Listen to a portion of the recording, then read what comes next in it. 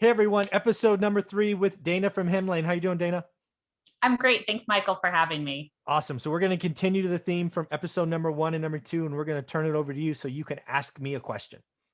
Yeah, this is a question that I think, I've slowly learned over time, in the sense that 5 years ago, I would have told you something totally different than now.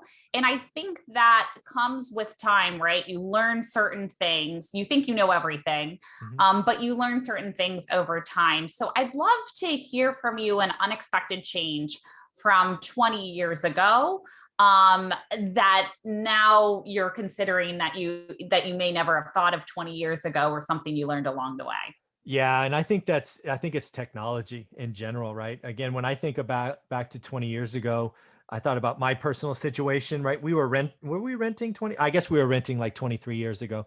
The whole idea was we cut a check, send it to the property manager, and we'll be done, right?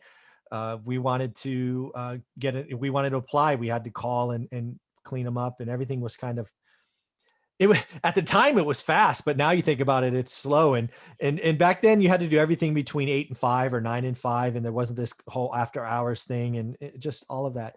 So the ability for technology to really make it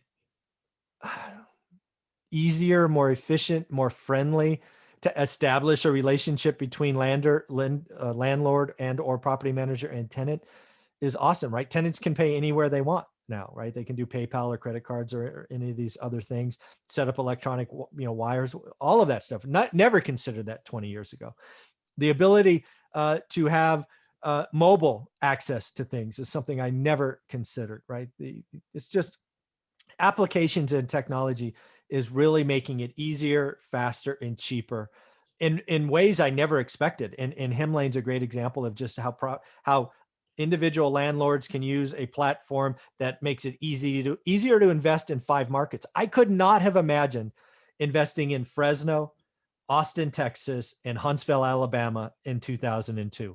I would have killed myself probably because 3 different property managers, different time zones, different rules and regulations.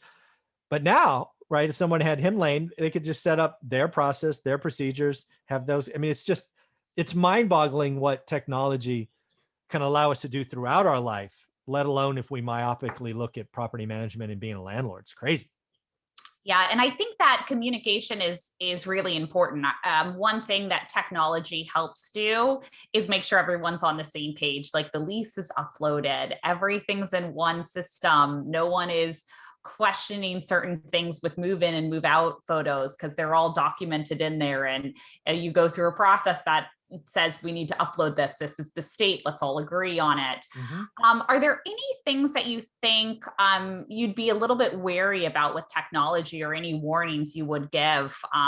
Obviously, technology doesn't solve everything, Yeah. right? So is there anything that you would, tell the community out there that they should be wary about, just to keep in mind that balance? Yeah, I would tell you, and I tell people all the time, real estate investing is a people business.